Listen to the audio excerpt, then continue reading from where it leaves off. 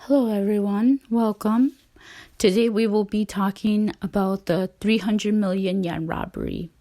So the 300 million yen robbery, which is about $817,520 at the 1968 exchange rate. The 300 million yen robbery was the single largest heist in Japanese history at the time. The robbery took place in Tokyo, Japan, on the morning of December 10, 1968. In the morning on December 10, 1968, 4 Kokubunji branch employees of the Nihon Shintaku Bank transported 294,307,500 yen in a company-owned Nissan Cedric. What the heck were they doing driving around with all that cash? Well, normally such amounts of money would be escorted by 2 guards in a bank-owned Nissan Cedric. On this day, though, they wanted to be extra cautious and assigned 4 security guards to the task. Just in case, since according to a source, 4 days earlier, a bomb threat was called into the bank. They threatened to blow up the bank manager's house if 300 million yen was not delivered to a certain location by 5 p.m. the next day. 50 police officers were dispatched to this location at 5 p.m., but no delivery was made, and the manager's house was not blown up. So, just to put it into perspective, Kokubunji is a city located in the western portion of the Tokyo metropolis. So, crazily enough and seemingly unrelated to the ransom situation, the metal boxes being transported in the Cedric contained the bonuses for the employees of Toshiba's Fuchu factory. They were set to be delivered to the factory. During the transport, they were abruptly stopped in the street next to Tokyo Fuchu Prison by a young uniformed officer on a police motorcycle. Fuchu, by the way, is also a city located in the western portion of Tokyo metropolis. This police officer informed the staff that their manager's house had indeed been blown up, and that the Cedric itself was rigged to explode as well. The 4 staff members got out of the car while the young officer went on to crawl under the car. Yes, he crawled under the car. And yes, to locate the so-called explosives attached to the car. All right? As the employees looked on, they noticed smoke and flames began pouring from underneath the car as the officer rolled out from underneath, shouting that it was about to explode. When the employees began to run toward safety, in this case, the walls of the prison, this police officer took advantage of the chaos he began and sneaked into the car. Yes, the one that was supposedly about to explode.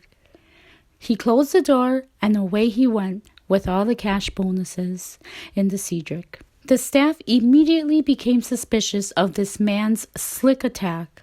There seemed to be red flags all over the place to begin with, but this officer was in the know. He knew about the bomb threat made a few days ago to the bank's manager's house, and he knew that they all knew the house hadn't been blown up, and that the case was never delivered. But the biggest one was in relation to the motorcycle this policeman was cruising around in.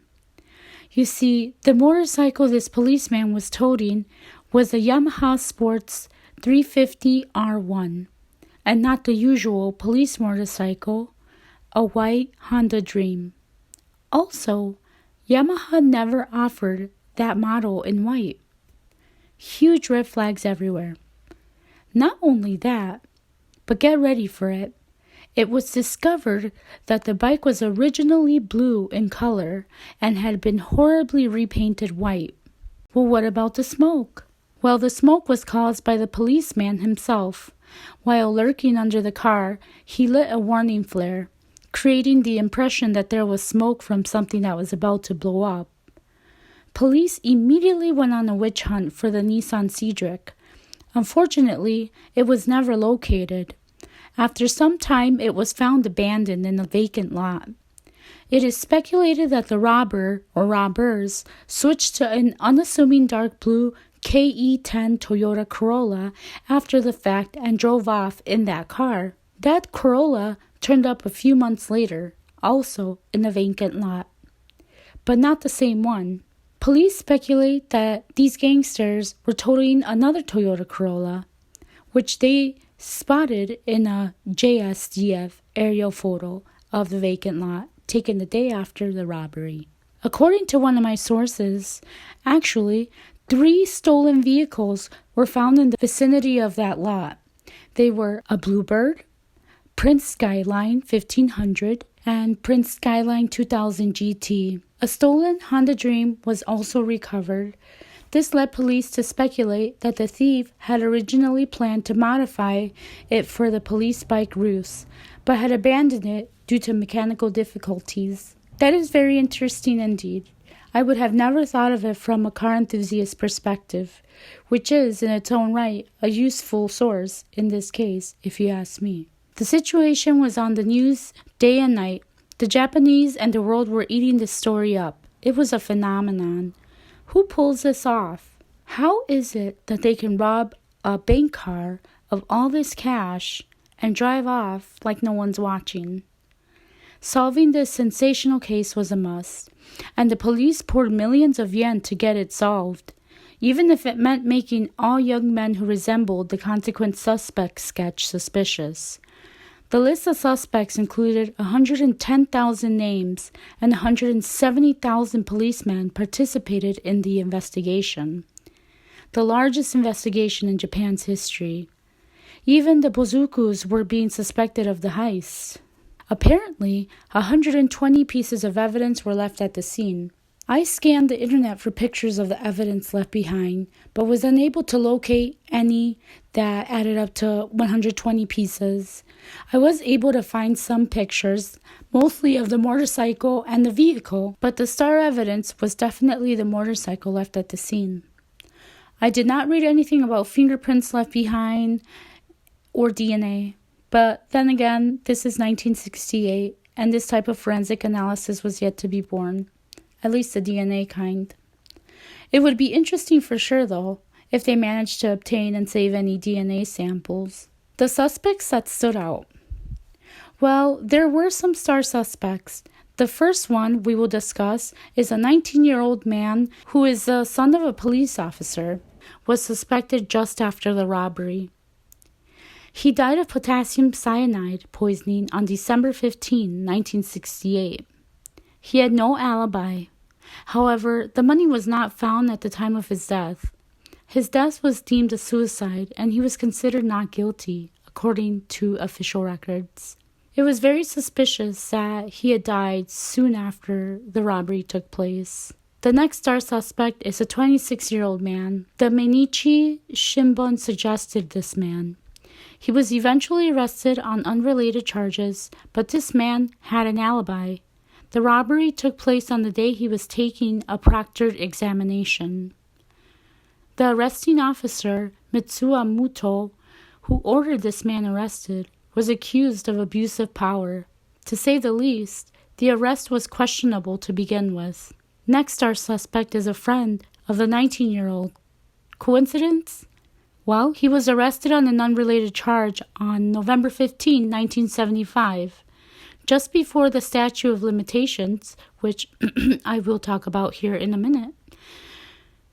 The 19-year-old had lots of cash and no income to account for the wads of cash on him. Well, besides robbery.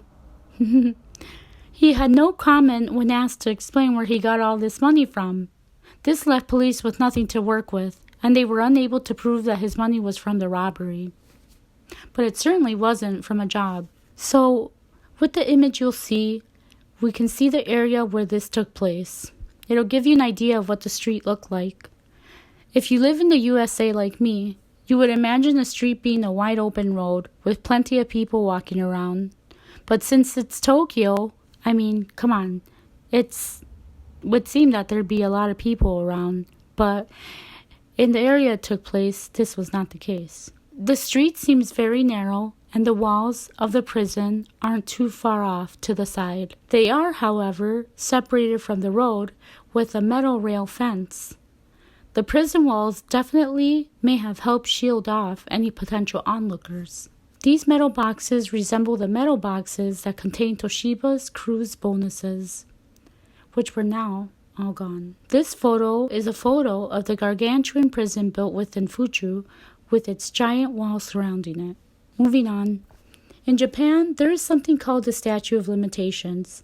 The 7-year investigation brought no answers, and in December 1975, the statute of limitations on the crime passed without an arrest. Starting in 1988, this thief would not have any civil liabilities to the government. In other words, he or she was off the hook. This would give the person immunity to tell their story without the fear of legal repercussions. This person has not come forward to this day. Honestly, I'm not too surprised. Would you come forward? Could you imagine being in the spotlight for this crime? The social repercussions one would experience might be worse than rotting in jail. What would their family think? They would go down in history as a thief. People would be pissed. Why them and not me? This case remains unsolved to this day until someone comes forward. I hope you enjoyed this case on the 300 million yen heist. It definitely caught my attention as being one of the most interesting heists I've read about. What are your thoughts? Who do you think is responsible for the heist? What do you think they did with all that money? Do you think they'll ever find out who did it? Let me know. Thank you very much for watching. I hope to see you on the next video, and peace out.